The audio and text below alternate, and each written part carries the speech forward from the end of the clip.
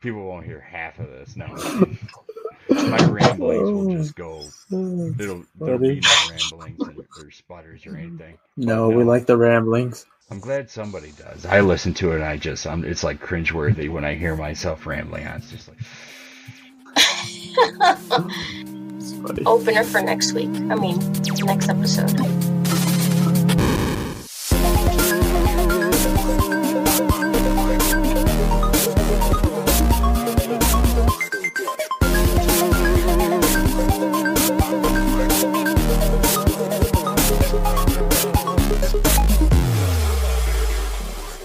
I almost pressed stop record after that.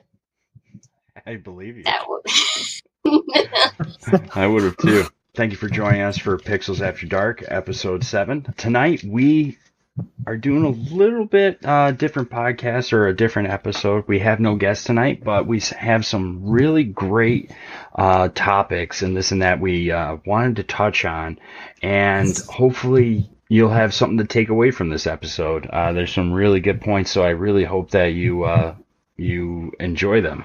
And I can't take any credit for this because Tyler actually came up with all these points earlier today. So kudos to Tyler for really taking it home with these topics, because I think these are just absolutely fantastic. And anybody that's just getting into or is established could actually take some things away from this episode that might not know some of these things.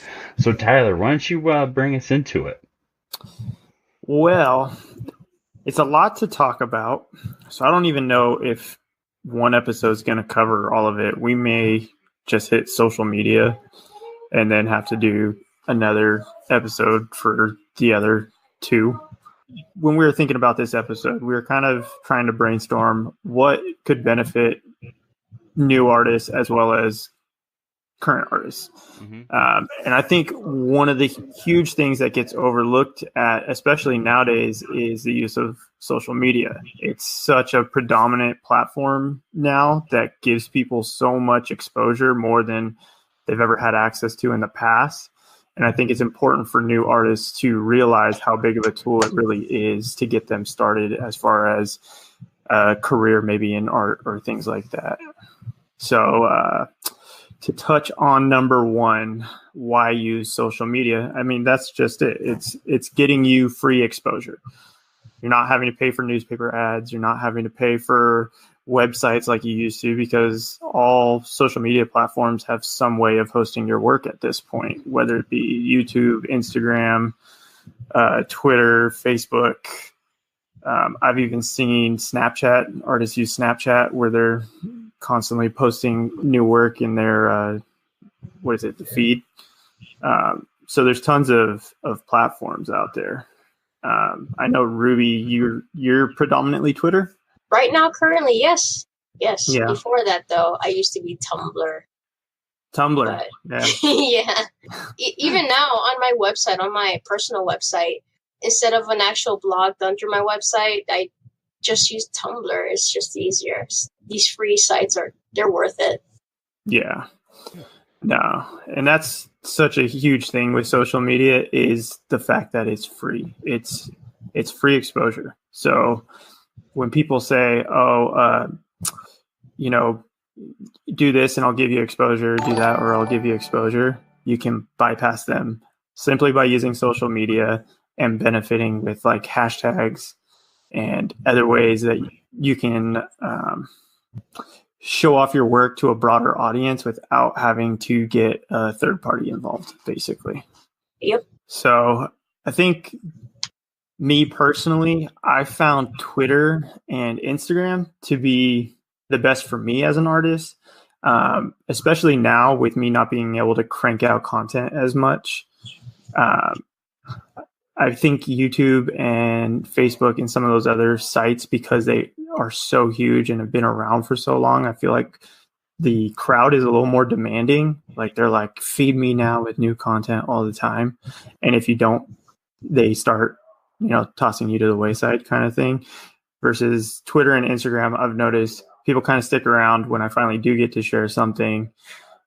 it pops up in their timeline because there's not as much algorithms to block who sees what and yada yada kind of thing. So that's just what I've been predominantly using,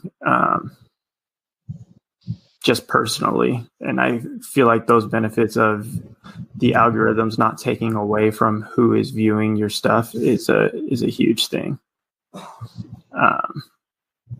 I've noticed too that the audience tends to be a little different with the different websites. People act differently, do different things, and part of it is also the features that each website allows you. So that's another thing too to consider. Like if you're a writer, the more bloggy sort might be better for you. Obviously, if you do videos, it's likely the best idea probably. Mm-hmm. Which, if you're streaming, there's multiple options, but try it out and see what. But also, I think it's important also to keep in mind the popularity of each one, because like let's say you find one that's good for you, has excellent features that are perfect, but there aren't many users or it's not very active. So that's something else to consider as well. Yeah. No, that's a huge thing to consider. I think that's why I kind of predominantly stick with Twitter, because it is so interactive. It tends to carry a large population all the time. I want to say I agree. I was using Tumblr for the longest time, and I have many followers on my blog, but it's not nearly as active. Not on my part, but the community. Well, no, that's a lie. The community is quite active, but the audience is different. I wanted to grow as an artist and do things like take on commissions. Mm-hmm. And while I never actively put myself out there, it was funny to me that with much less followers on Twitter, I was still being approached on Twitter for commissions, even though I wasn't saying that I was looking to do commission. So that's an interesting experience I've had between different platforms. No, that makes sense to me. I know commission-wise, I was much more successful on Twitter than Facebook. And like you said, it was. I think it was because of the easy availability for people to contact me on Twitter. It was, you gotta instantly respond to a post that other people had retweeted and liked and things like that. Versus Facebook, feel like, or even Instagram. Yeah. Yeah, you can't retweet there. You can only repost someone else's work, which means it's less likely to get passed around. Right. Yeah, no, that's a really good point. So do you feel that Twitter, as far as the social media platforms, is easier, allows people just a sense of ease with reaching out to artists and contacting them directly for either commissions or asking questions or just communication in general? Because I don't have a Facebook. I used to, like when I was young and hip, but now I'm old and I don't know this Facebook anymore. I feel like Twitter's more hip than Facebook. Yeah, I rarely jump on my own Facebook. It's the audience is completely different. But no, out of what would you say the top four social media platforms somebody should look into when getting their artwork out there? So me personally, this is kind of how I break down the social media that I engage in. So my number one's Twitter, and that's purely because of the ease of access for people to pass around work, to comment on work, and to get a hold of me if they need to get a hold of me. Also, it lets people kind of see another side of me where I kind of tweet stuff about my day or things that I agree with, things I don't agree with. So they kind of get a little bit of my personality as well, which can sometimes influence people on whether or not they like your work. I know me personally, if I don't agree with someone's personal beliefs, I'm not really going to then be like, oh, but your artwork's awesome. Yeah. You know what I mean? You don't want to approach them. They're less approachable because of that. Exactly. So me in deciding if I'm going to purchase an artist's work, that's a huge thing, is how they, what's a good word for it? Portray. How they portray themselves on the internet, basically. And I feel like Twitter gives you a bigger scope of their personality than some of the other platforms. So Twitter's my number one. My number two is Instagram. From an art perspective, it's really easy to create a giant portfolio of artwork purely based off of pictures. So if someone's like, dang, I want to see what this guy's about in 2 minutes or less, then go on Instagram and click on your profile, and you've got years and years of work that they can scroll through in 30 seconds. You know what I mean? Yeah. And being able to stop and choose different pieces if they want to look at it in more depth and stuff. So those are my another thing. With Instagram, I've ended up splitting my account into two. I created a whole new account where I'm only posting artwork just precisely for that reason. Mm-hmm. Whereas my original one is a mixture of everything, personal life, like everyone. So that's something else too. So you have more like a portfolio account. Yes, then, exactly. Everything and anything account. Exactly. Sorry, I interrupted you. What's your you're good. First is Twitter. Second would be Instagram. Third, I use ArtStation, and that's my professional account. So that's going to be purely finished pieces. This is me showing off my work. So if anyone ever goes, hey, I want to commission you, show me your best pieces so I can decide if I want to go with you, I'm like, boom, here's my ArtStation link. And that's my professional portfolio per se. So that's finished pieces. There's not a lot of like fan art on there anymore, which there used to be until someone kind of told me like, hey, you really need a Ixnay fan art if you're trying to sell people on your artwork per se. Which is a whole other topic in itself. Yes. So that became ArtStation. That's my third. And my fourth is YouTube. YouTube is purely entertainment in a way for me. It's a way for me to show off my process if I want to, but at the same time, I get a kick out of putting music with artwork and doing little speed paints and things like that. But if you go on my YouTube, it's like months and months apart of content. So that's kind of where I neglect social media, is probably YouTube. But I still think it's worth it as a fourth platform. Now, I got a question. Now, you said you utilize ArtStation as like a professional portfolio, but some people do the same thing with Deviant art. Mm-hmm. Now, what's the difference between the two? The culture is one of the biggest differences. Is it essentially like Twitter and Instagram, kind of in that sense? No, like I would separate 4chan it like and Twitter. Like what? Like 4chan versus Twitter or something. Okay. I would say one's more business professional and the other one's more like indie startup company professional. Like one guy's showing up with sandals on to work and the other one's showing up with a suit and tie. Yeah. You know what I mean? As long as he's not wearing socks with sandals, I trust him. Oh, no, DeviantArt, it's definitely socks and sandals. Okay. DeviantArt.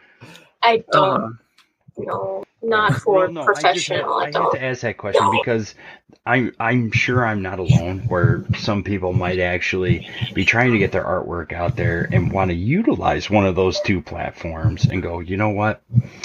I should really put together a DeviantArt. I should really start putting my stuff on an ArtStation, getting that and developing that on top of my social media engagements. Yeah. But which platform, which one would you go with? Well, just asking that question right there might actually help somebody out. Okay. Can I give that one a shot a little bit and then just because long time ago, like 12, 15 years ago, DeviantArt was the thing for artwork and it flourished for selling commissions.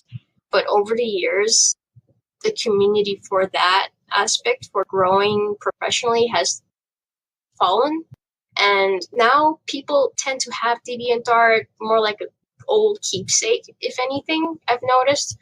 But something that I would differentiate between DeviantArt and ArtStation that is positive on the DeviantArt side is DeviantArt is still pretty social because you can form groups, and you'll see that people will comment a lot on artwork for people that aren't even that famous or popular.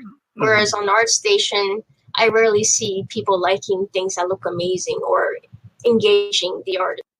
So that's something else. I would still say that DeviantArt is probably more social in that respect even today. Yeah. No, I 100% agree. That's where I was trying to go with like casual indie game developer versus like AAA title.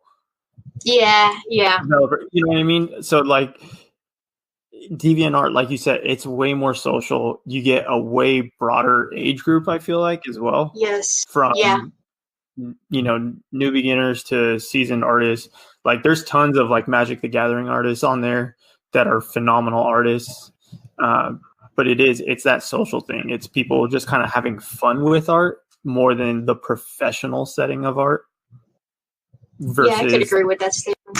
That's what I look at ArtStation wise. It's not as social because people aren't using it that way. They're using it to just show off their best work in a job-like setting. So someone comes to you and is like, hey, I need a digital portfolio for you because you're interviewing. You shoot them over your ArtStation link and they can look through it, rather than being like, hey, I want to engage with other artists and fans and everything like that. That's where DeviantArt, I think, excels. Yeah, for sure. I wholeheartedly agree with that. And DeviantArt has tried to do something similar, but it doesn't seem to really kick off. Like, I don't see anyone using their DeviantArt portfolios, that extra gadget. Yeah. Those things. I think it's just how they both naturally progress. Do you know what I mean? Like when ArtStation came out, it had a lot of high-profile artists on it that were already in the industry. Mm-hmm. You know what I mean? And they use it in that way. Like ArtStation has a monthly magazine that comes out where it's interviews with high-profile artists in huge companies, guys that have been doing it 30, 40 years that are, at the top of the career field. Basically, everyone wants them to work on their stuff kind of thing. That's what ArtStation pushes as far as content versus DeviantArt. I feel like it's just like, woo. Yeah, like it's hard to explain. It's just like DeviantArt is just, it's more fun but less serious. So I wouldn't want to use it as a professional portfolio. Yeah. It's a casual. But I mean, if it works out for you, though, I mean, if you send that over as a portfolio to a job interviewer, if it works, it works, right? Yeah. Yeah, I mean, at the end of the day, whatever works is going to work. It's just what's going to give you a better opportunity. More than likely, ArtStation professionally is going to give you a better opportunity. And it has that whole job section, too. That's true. Yeah, I'm always getting those emails saying, hey, new jobs for game development. Yeah. Yeah. So I don't know. Have you been on ArtStation, Joe? I've been on it. I've trolled through it, I don't know, countless times. As from the perspective of just somebody just going through all the various, portfolios and profiles and everything like that comes up, like I will, I love going into certain developers' ArtStations.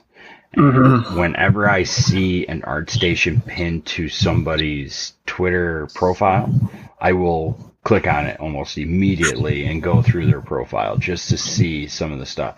And I found some amazing stuff. There was an artist in Russia who did some really unique pieces of he used the World of Destiny, that game, as like a starting point, and developed these really standalone, unique pieces just in that kind of universe. Like, it kind of touched on it a little bit. But this artist is absolutely amazing. If I could pronounce his name correctly, I would say it right now, but I can't. But I could shoot his stuff. I have a couple. I actually reached out to him and told him how amazing some of these were, and I have some of his art pieces here. That he gave me permission to print out. He's like, "Oh, they're for you?" I'm like, "Yeah." He's like, "I'll send you the, here, take these, go ahead, whatever you want." That's so nice. That's awesome. Different colors. Yeah, I want to see. I have them. It's a search. I'm gonna find them though. I have to frame them. I know that. I got so much stuff to frame, but I always get stuck on that. But what I want to do is actually not what I want to do. I was going to try and bring it back around that what are some of the cons to not just ArtStation, but also the social media platforms? You need the internet. Well, that's a big con. Yeah. the internet could be a pro and a con. Yeah.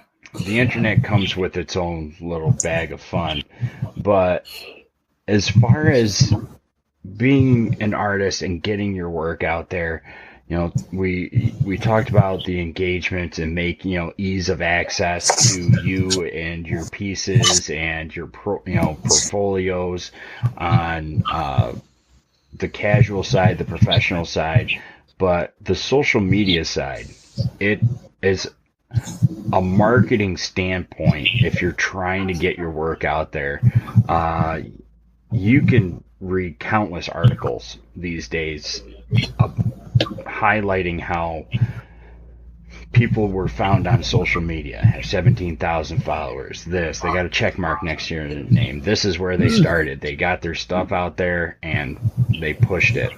Tyler, you have a marketing background. Mm-hmm. Now, did you go over anything with as far as utilizing social medias to springboard getting your work out there? I know we kind of touched on that, kind of briefly, but more gearing it towards like the marketing standpoint. Yeah, so my marketing degree is actually in social media marketing and online marketing. Yeah. So we are here to learn. So as far as marketing is concerned with social media, there is the monetary value of marketing stuff on social media, right? So paid advertisements, getting your work seen across multiple accounts that don't follow you. And most of these companies do that by running ad campaigns. Yeah, I've seen that. Right. So like right now, anything run by Facebook, so Facebook, Instagram, Twitter, what other? Too. Yeah, I'm trying to think of the other Facebook corporation that's big. MySpace. Right. Is that Facebook already? No. Did they buy that? No, MySpace is long gone. Well, let's just stick with Facebook and Instagram because they're the two bigger ones. So right now, you can run advertisements on there from $5 to hundreds of thousands of dollars, right? Mm-hmm. But basically what they do is they monetize clicks on your ad. And depending on how much money you put towards the ad, those monetary values for clicks get eaten up, right?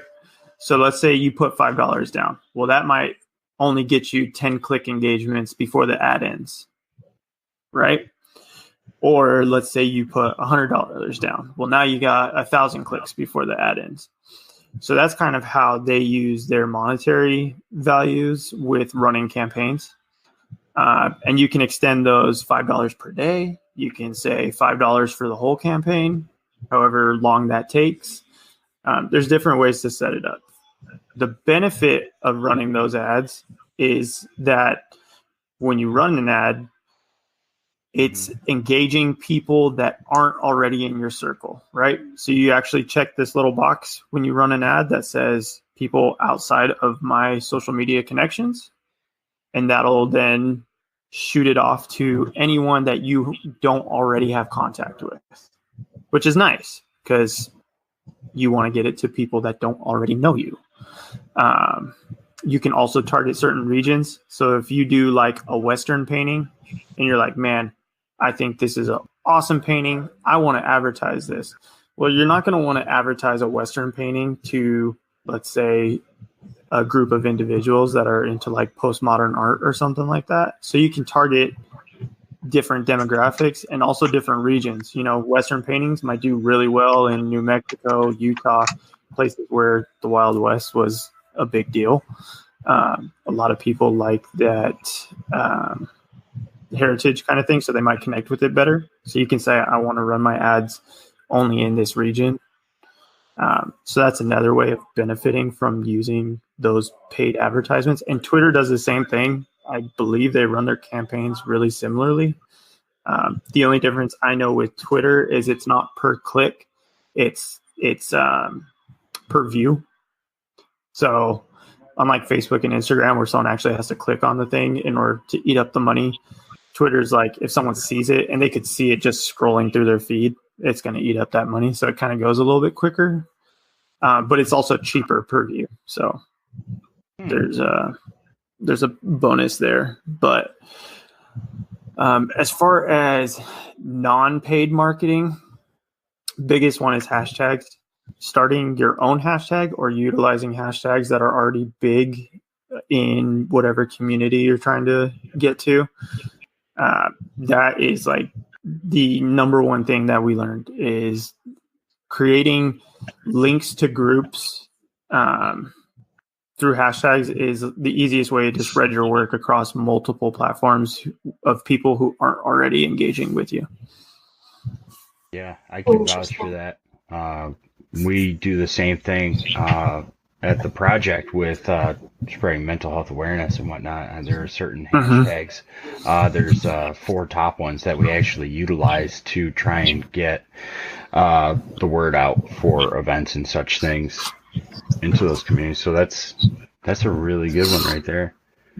Yeah, I mean, I've seen you use quite a few just with your mental health stuff, and like you said, it's great because a lot of times when you tag a hashtag that maybe a larger company is already pushing, they've already done the dirty work as far as doing paid advertisements and things like that. So they've already amassed that huge following, and then you kind of get a piggyback on that hashtag at that point, mental health awareness or whatever it may be.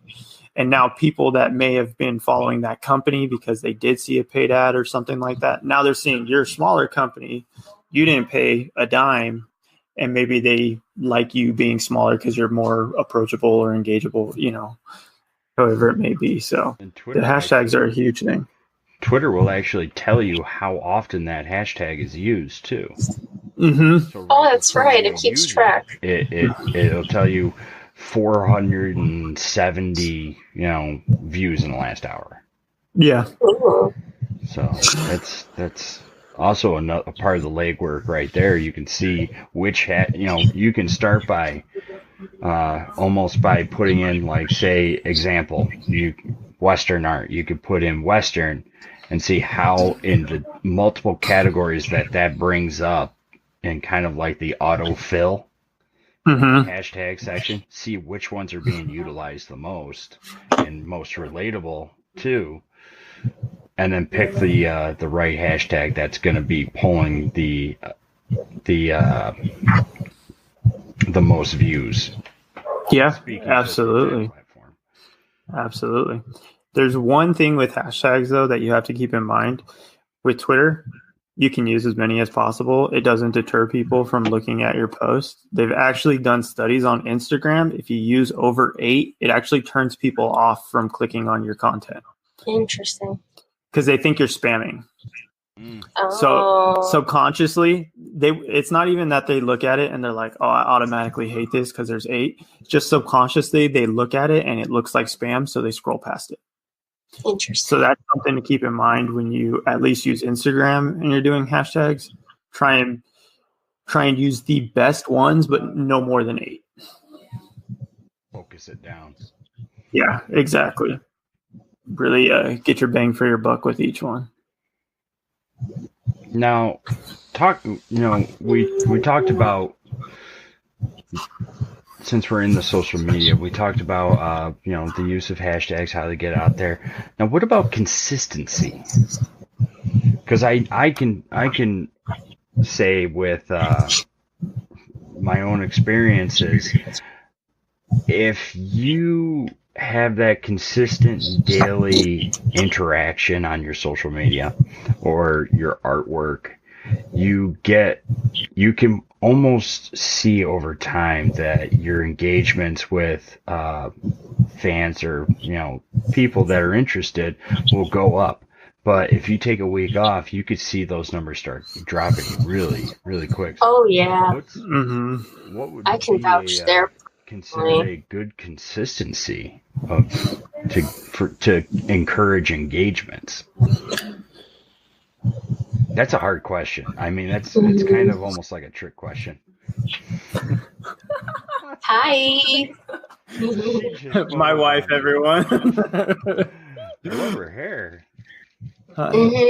Joe says he loves your hair. Okay. Yes, it's beautiful. We might have to edit this section out. Nah, I'm leaving this. This is going to be the intro. Seriously? It's art. Yeah, your hair's art for sure. It's vibrant. So consistency, this is kind of a tough one because it really depends on the level of followers that you already have, right? Right. So if you're new, barely starting out, it's once a day at least. You're going to want to post something. And even if it has nothing to do with your art, just little things like I'm going to be starting a new drawing, or here's a picture of my dog because I love my dog. Anything like that is going to benefit you in some way, because no matter what the post is, it's going to show who you are as an artist. If it is artwork, it's going to give people content for them to feed off of. So definitely once a day if you're just starting out. I'd say once you've established a pretty good following and a pretty good community, then you can kind of back off a little bit and focus more on like well-developed content, even though it's not as frequent, because you've already got that base there. They're already hooked kind of thing. So that's consistency. Like I said, it's a very hard one. It kind of is going to vary depending on each person and depending on the community that you want. If you want a really active community, you're going to have to work for it and post daily, sometimes 2-3 times a day, depending on what platform you're on. I know Instagram, a lot of people post 2-3 times a day. And that's just because in today's world, people need constant, like a drip feed of content. What's it called when they say you have to remain Diligent? No, not diligent. It's the word that they use when people are struggling on social media to stay relevant. You have to remain relevant. Yeah. Yeah. So biggest advice for new artists, post something once a day, even if it's not your art. That would be my number one thing for people. Because like I said, at the end of the day, it's gonna let people see who you are as an individual rather than just as an artist. And then your artwork's kind of the cherry on top for people. Interesting. I never thought about doing it that way. I tend to go for quality or relevant things over. Yeah. I mean, my growth is steady, I guess. So I see that it's working for me. Yeah. And since I don't rely on needing that attention particularly or anything, it's okay. Yeah.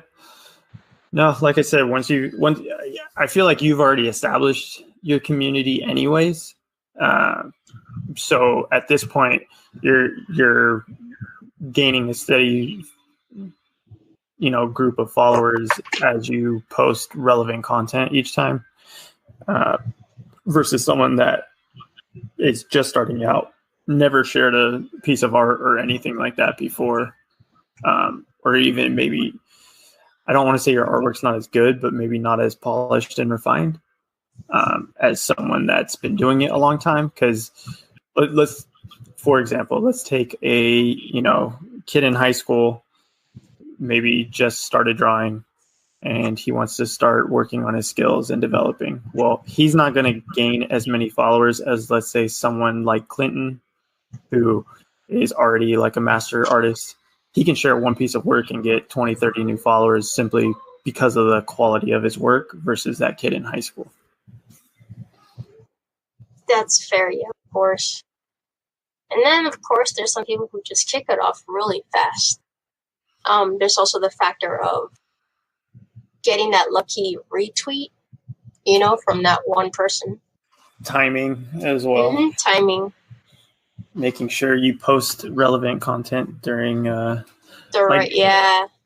Especially people that do focus primarily on fan art. Like if there's going to be a movie coming out for Power Rangers and you're a Power Ranger fan artist, post your work around the time of the release of the movie, because people are going to be talking about it. People are going to be into it. They're going to be looking up those hashtags. You can get a huge amount of following simply by sharing your stuff on the right day.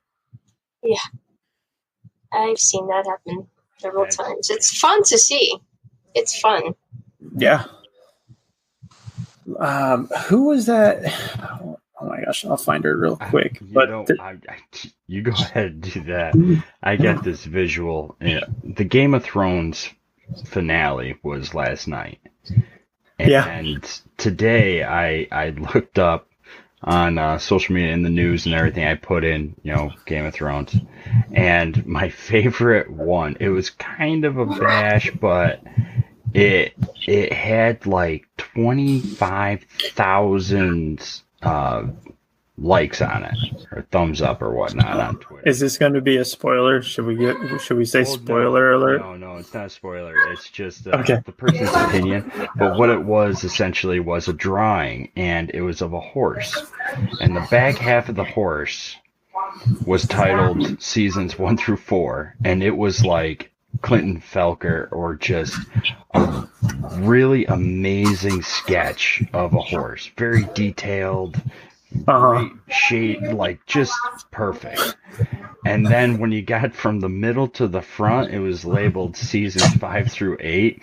And as it progressed closer to the front of the horse, it turned into a stick figure.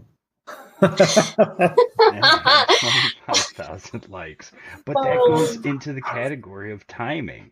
With the Game of Thrones being really hot at the moment, that person posted that right there, and as much of a comedy piece it was, it got the views that I'm sure the person did not expect. Yeah. No, this might be a little bit of spoiler, so I'm gonna say spoiler alert in case anyone's listening and they haven't seen it. I guarantee you right now, if someone drew Jon Snow petting freaking Snow or the wolf, Ghost, yeah. If someone drew that right now and shared it, guarantee you get at least 10 followers plus. Depending on the level of work, guarantee you that would take off. Because it was such a hot topic over the episode where he didn't do it.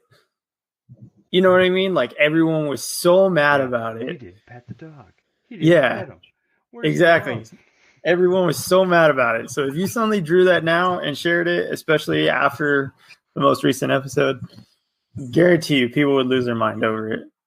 Yeah. And especially if you use the right hashtags. Yeah. Just make sure you draw Ghost, that dire wolf, with one ear, not two, because somebody will criticize it. Because it's not, correct. He lost an ear in the Battle of Winterfell. Yeah, poor Ghost. I want to know. I still don't understand how that dog survived. But it's a show, so I don't have to know how it survived. All I imagine is, going to go into this just for a second. That dog was in the battle charge, the initial charge, the one where literally thousands of people were wiped out in the matter of seconds. Mm-hmm. But that dog walks away? No. I mean, booked it for the tree line. I'm just saying.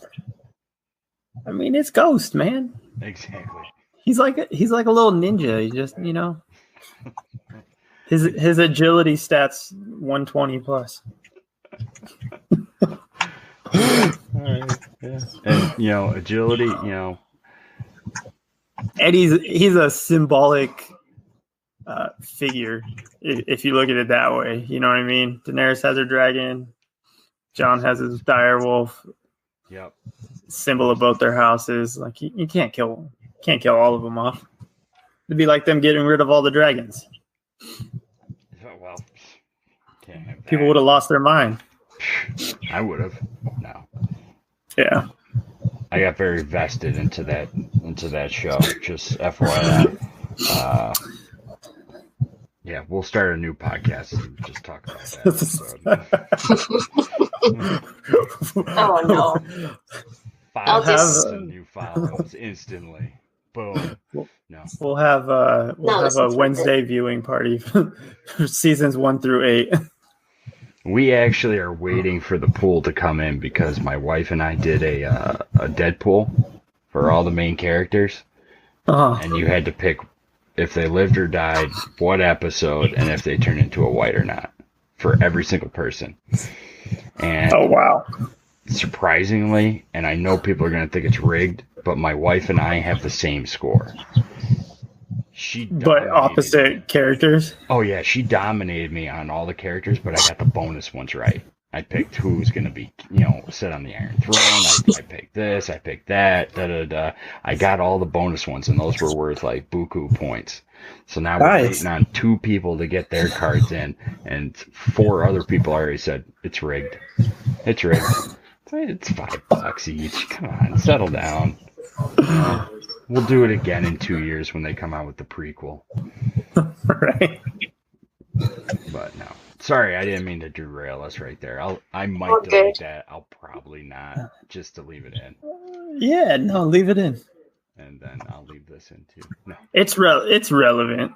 It is relevant. In a way. Yeah. Because that's just one of those things that it's a hot topic. And utilizing hot topics and things that are relevant around your specific artwork or art style will increase your engagements and views tenfold. I mean, you'll instantly absolutely gain more than you'll lose, or you'll be more ahead than where you were previously. Yes. Now, just all I was going to say is when you do utilize hot topics, be prepared for everyone to have an opinion on it. Oh, yeah. So develop that thick skin before you do it, because someone somewhere is going to be having a bad day. Maybe they got a thumbtack in their shoe, and they're going to want to comment something that has nothing to do with your artwork, but they feel the need to say something. And those comments can be rough to deal with sometimes, but I think the pros are better. Hey, Joe, you asked about cons before, and that is actually a con regarding social media is eventually you are going to get that bad commenter, that opinionated person. They have to get their idea across, and they're stubborn. So, yeah, either, like he said, like Tyler said, either irrelevant to your art or sometimes even directed at your art. And that you need tough skin to get past that. Yeah, I do see that on a regular basis. It's the internet. I mean, there are, they even have a label for them. And some of these people, actually, one of my customers, I did a market tour last week. And one of the customers that I go to, she actually labels herself as a troll, and they actually label themselves as trolls. For some reason, that some people, that's their escape, is just kind of ragging on others, or ragging on topics and this and that. So to each their own, but that is one of the downsides to utilizing the internet and social media. Yeah. Grow a little bit of a thick skin and take everything with a grain of salt. Yeah, I mean, my best advice for handling stuff like that is just ignore it. If you worry about every comment you'll ever get on a painting or a piece of artwork that you share, you'll literally drive yourself nuts. So yeah, I tend to just try and focus on the good ones, the good critiques. I mean, and that's not saying, you have to focus on every comment that's like, oh my gosh, I love your stuff. There's definitely comments where they're giving you a critique, but it's in a positive way to help you get better. So I wouldn't say disregard those, because I see some artists that just have walls up and someone puts like an awesome critique and you're like, man, that would really help them. And then they get super defensive and like jaded over that comment.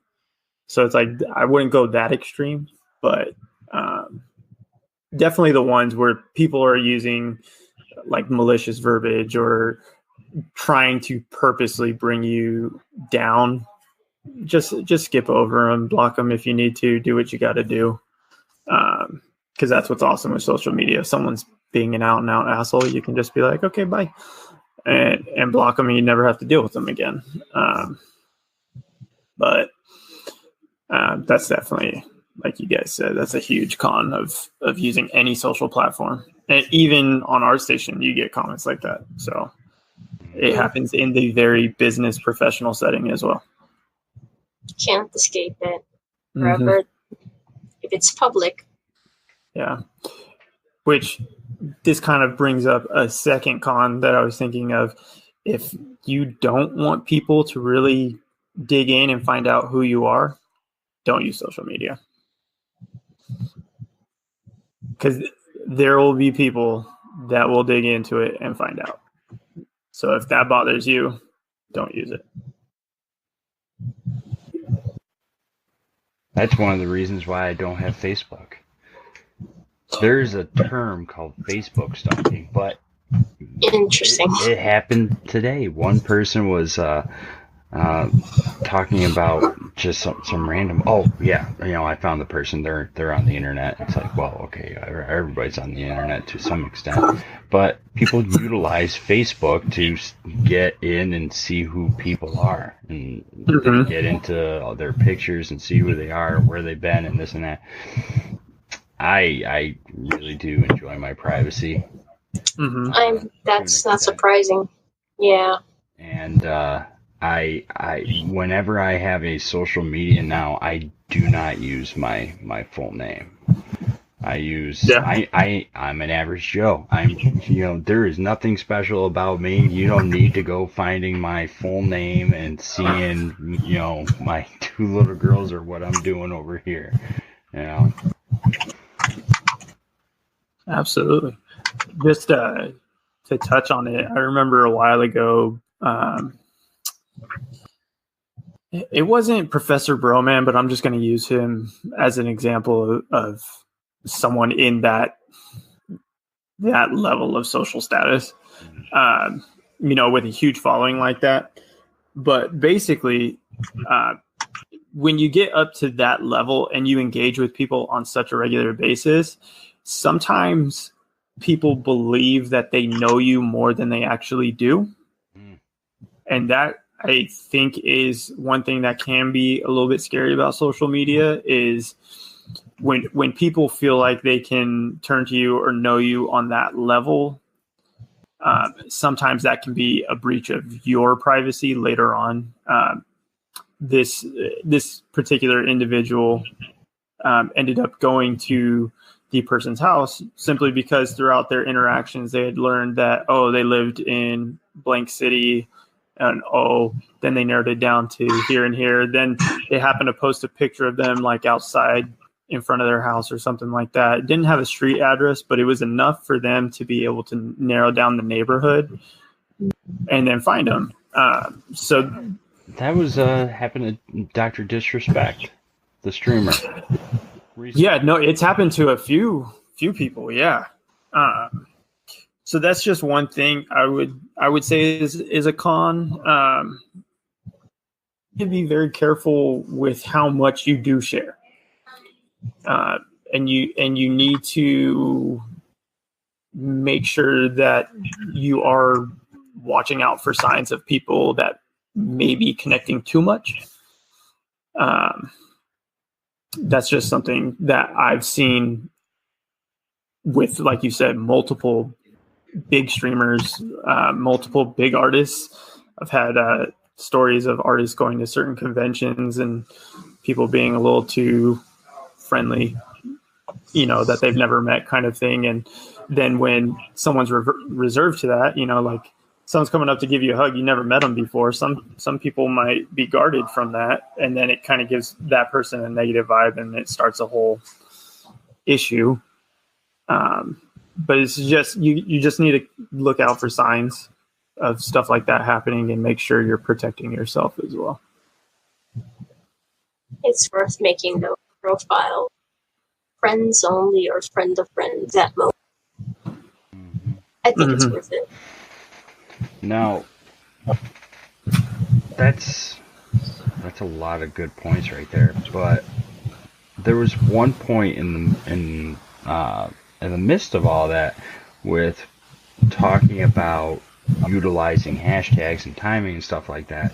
But I was hoping you guys would be interested in going into balancing fan art and original content with social media. Maybe you seem excited. It has bitten me in the butt not doing more original stuff. I don't currently have a large enough gallery of stuff that is on level in skill as my fan art stuff, since my fan art work is more recent. And I've been approached for by a blogger if they could host my artwork and just interview me briefly, but because of their company, it could not be IPs that I don't own. So I missed that opportunity. That was sad. Yeah, that stinks. Yeah, I mean, here's the thing. Fan art is awesome. I think it's one of the biggest compliments you can give to a developer or anyone who produced the original content is to mimic or do fan art based off of their work. But I think people need to remember that fan art is just that. It's being a fan, and you can't expect more out of it. Like I feel some people do. Some people think that you can kind of make a career off of it. And at the end of the day, whoever owns that original content can always withdraw from it. I think Bungie is a very unique company in how much they allow creators to utilize their IP. Technically, they crack down on fan art and it's selling, but they're very, very soft on it.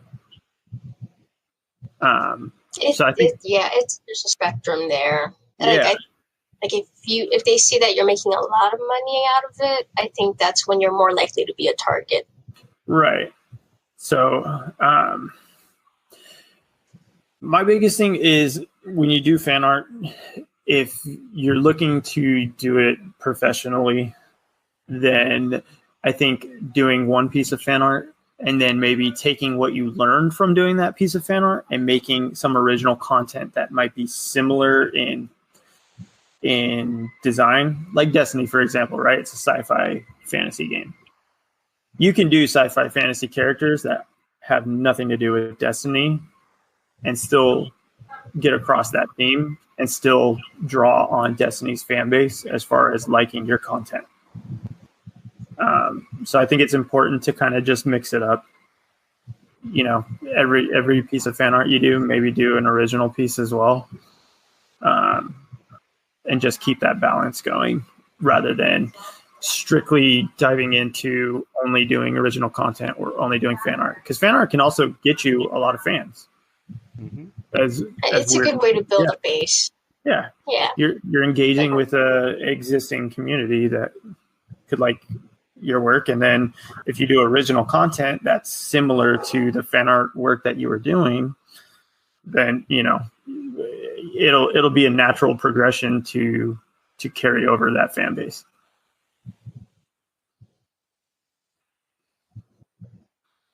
Good advice. I need to take that advice.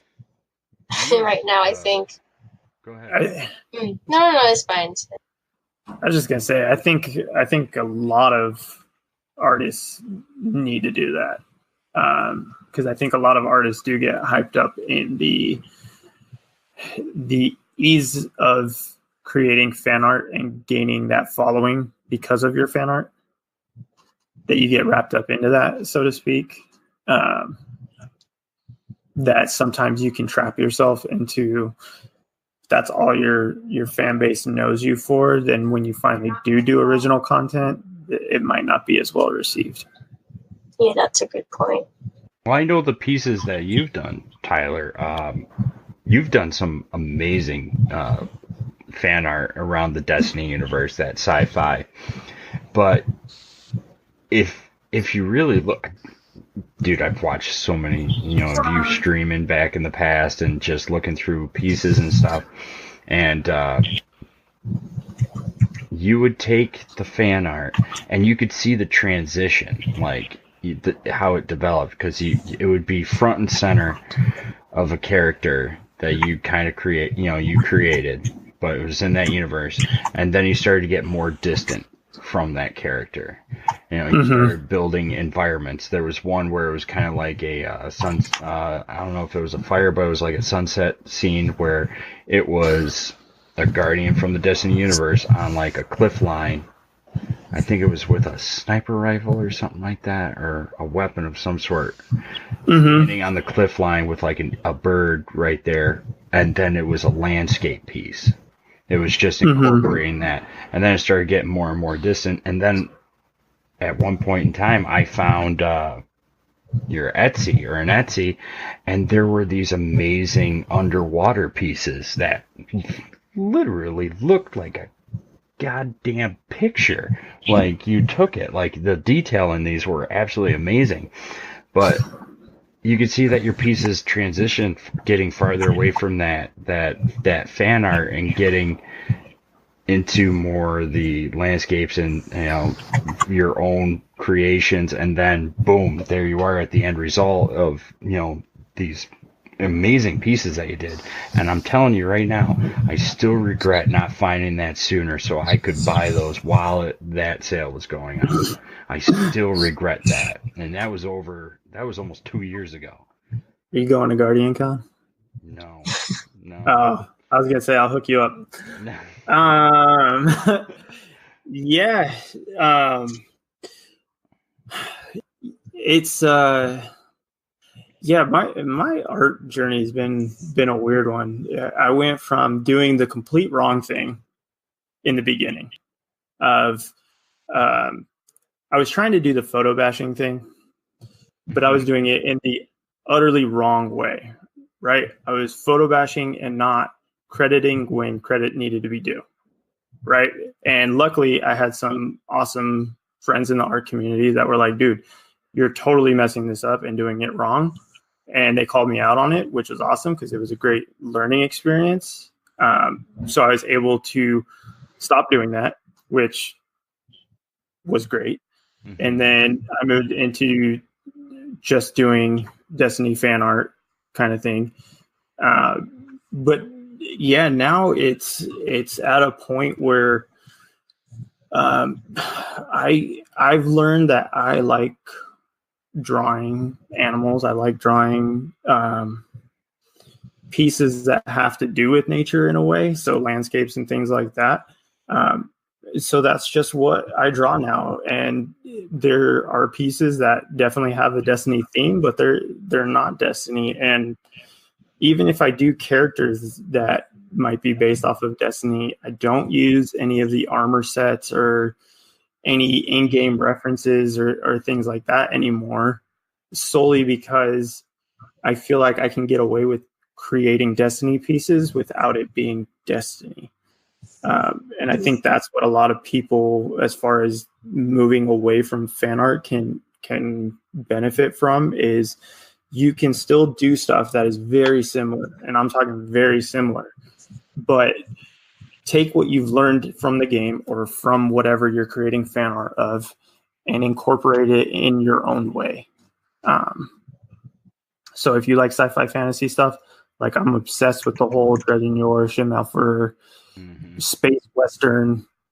Forever. Yeah. So if you look at most of my original content that is based off of Destiny, it's guys in like power suit armor, but with like ponchos or cowboy hats or something, where that's what I got out of Destiny, but it's not necessarily Destiny.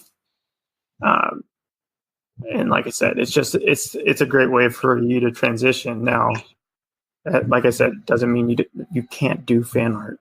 Definitely do fan art if that's what you enjoy. Do it, but mix in your own original content with it.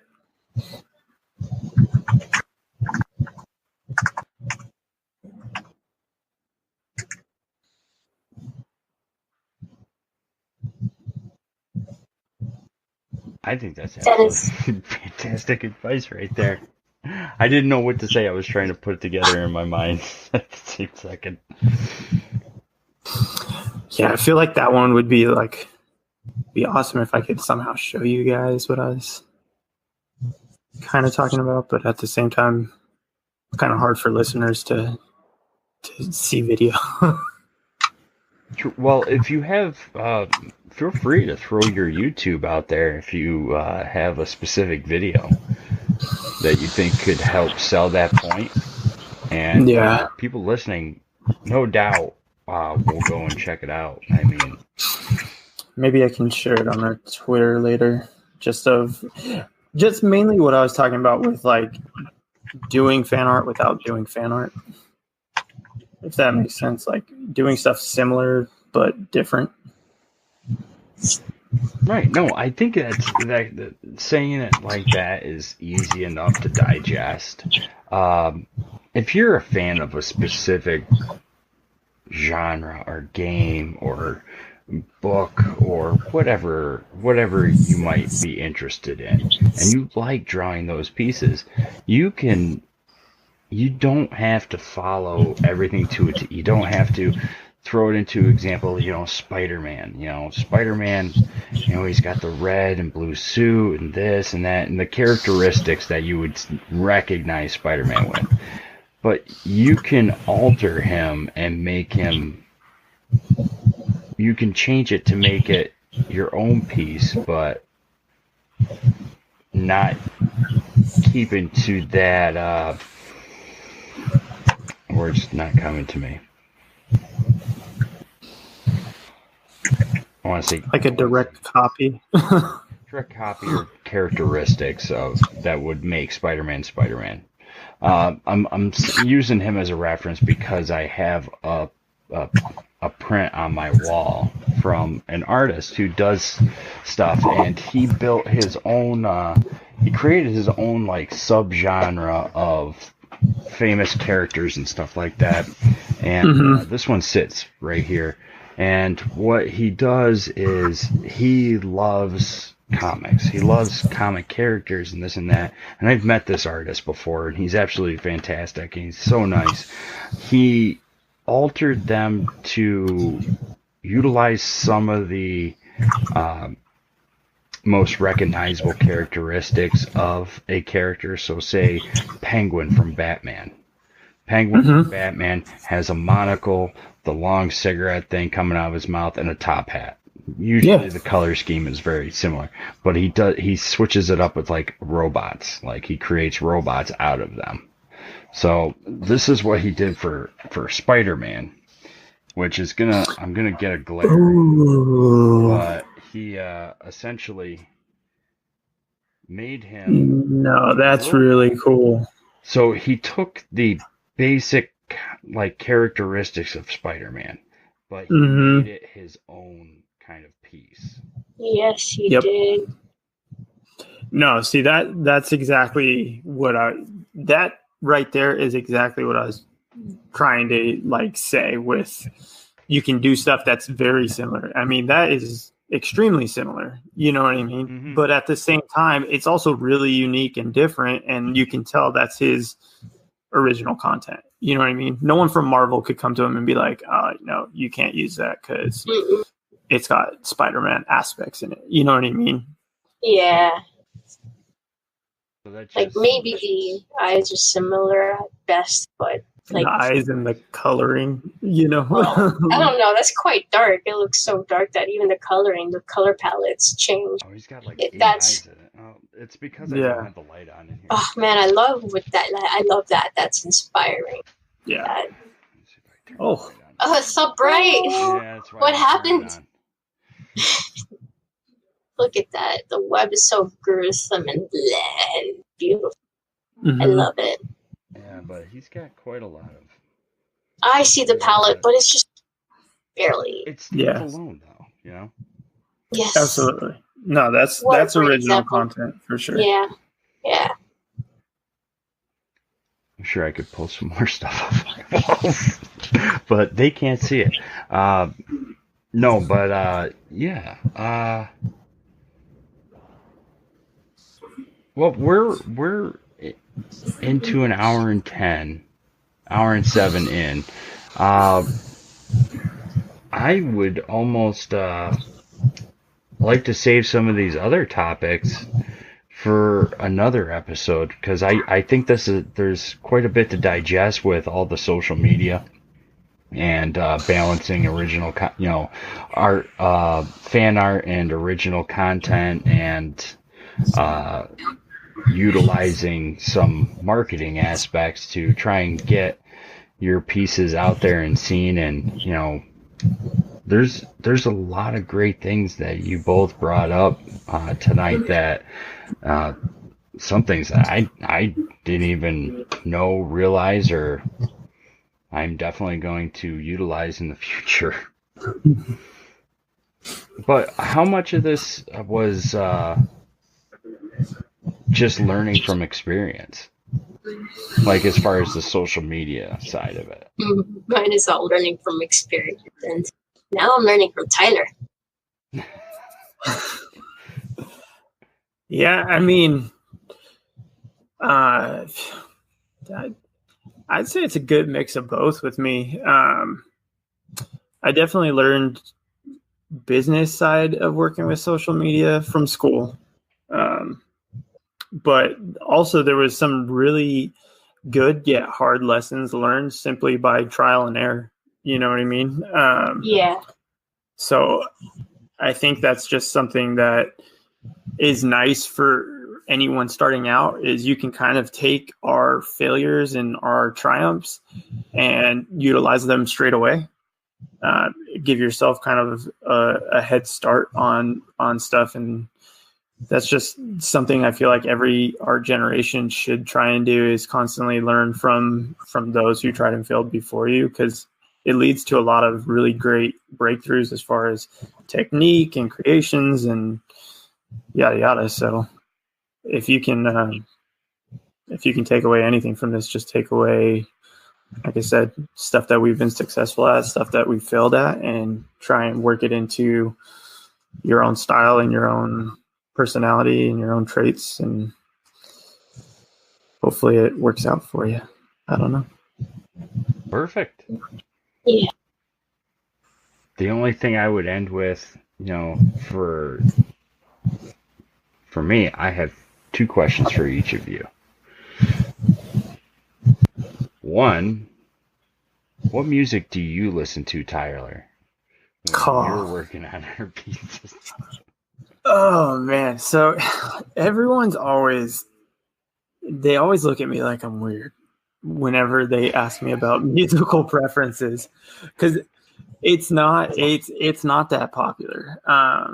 But I listen to California reggae or island reggae. That's my go-to. That is the main music I listen to. And no, I'm not a stoner hippie pothead. I know a lot of people think that's what comes with reggae. Well, now you're But just profiling. no, I get this question all the time. No joke. I've watched your streams. I know what you listen to. I just have to ask it because for some reason I got it on a post-it right here, and it's the music question. It's like, I'm gonna ask these guys this question. But that's just honestly that music is almost spiritualistic to me. It resonates with me so well that it's what I listen to 90% of the time. And then I do like a full 180 and listen to punk and metal when I'm not listening to reggae. So those are my musical genres. And that's kind of it. I don't listen to country. I don't listen to much hip hop. I used to, not anymore.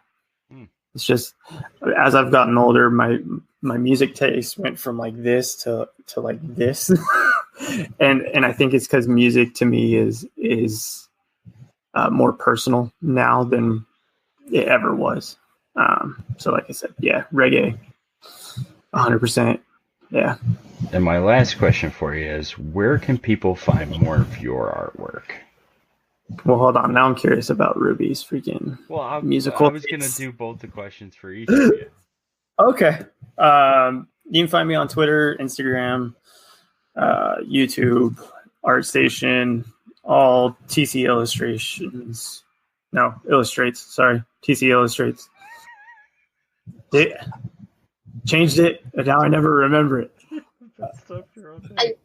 That's actually another lesson in itself, is find your marketing name and careful, stick to it or people lose you. Yeah. You can tell how professional I want to take art. You got brings this. me to my next point. Art is just for me. No. Yeah, TC Illustrates on all 4 platforms. Awesome. Now, Ruby, same question to you. What music do you listen to when you're creating? When I'm not listening to Netflix or audiobook or movies, music is everywhere. My spectrum on it is crazy. I've always had some issues with music. Like, I can't do mainstream that well. But if I were to narrow it down somehow, I would say some electronic themed. I love Daft Punk, electro. So 80s, I enjoy 80s. Several 80s. Some older. Back. 80s music is coming back. Not as much as like White Snake and all that, but they're Tears for Fears, man. It's one of my favorite all-time songs. Everybody wants to rule the world, man. I'm telling you. There's a band out right now. They're a really young band, but they sound like an 80s hair band. Greta Van Fleet. If you haven't heard of them, check them out. Sounds familiar. Maybe just the name is just that catchy. It sounds like an 80s band. It does. But they sound really good. I enjoy them. I will check them out. Ruby, where can people find more of your work? Look up PixelatedTraveler, PixelatedTraveler, but I abbreviated PXL for the start because you can only fit 16 characters in Twitter. So she was going for 24. She was. That's funny. If you type in the name correctly as one word, PixelatedTraveler, you'll find me in some places where I have not converted the name. Yeah, Twitter, Instagram, DeviantArt. Yes, I still have that. ArtStation, Behance, another social platform, kind of like ArtStation. Man, you're all over the place. Whenever I take advantage, that's something I did learn in school. They're like, hey, network. So wherever I can, I'll jump in there and be like, hey. Yeah. Hi. Hey. That's funny. Dig it. What about you, Joe? Me? Oh. Yeah. Everyone needs some average Joe in their life. That's right. And that's where we end it, right there. Everybody just needs a little average Joe in their life. No, my music is few and far in between. I don't get very many opportunities to listen to music. My playlist is pretty chill. I do dig. I used to listen to a lot of just. I don't even know. I'm just your average Joe. I mean, I used to be really, I used to listen to a lot of old school, like classic rock, Led Zeppelin, Okay. Yeah. Beatles. I mean, then everything started to go into, Grateful Dead and Allman Brothers, the jam bands, Dave Matthews Band,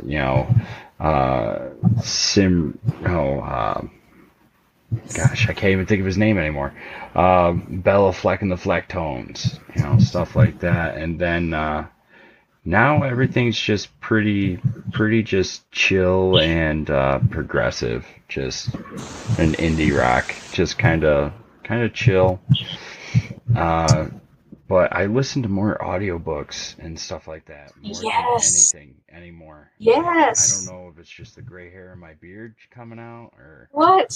No. You're a distinguished gentleman now. Yes. I just really enjoy those, and I'll play them in the background when I'm working on paperwork and stuff like that, and it just really helps me focus down. But, doesn't it?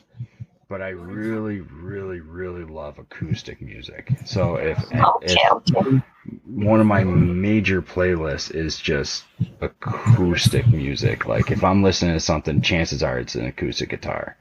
Have you heard John Williams' acoustic work? Mm-hmm. Absolutely. That's the. I used to. There was a guitarist that used to travel with Dave Matthews all the time, Tim Reynolds, and what this man can do on an acoustic guitar is absolutely amazing. But yeah, that's about it. I am an old hippie. No. All right, Joe. Where can we find you? Twitter and Discord. That's it. Average Joe 227. Most people just call me Average Joe, but that's about it. I'm not. All right. I'm not as awesome as you guys. You are above average. You're more awesome. Yeah. No, you. Level. My self-esteem. You guys are awesome. Yeah. Thank you everybody for hanging out with us tonight, and Pixels After Dark on Twitter. You could also on our YouTube as well. But we hope you guys enjoyed, and have a good night. Thank you for listening. Good night. Bye.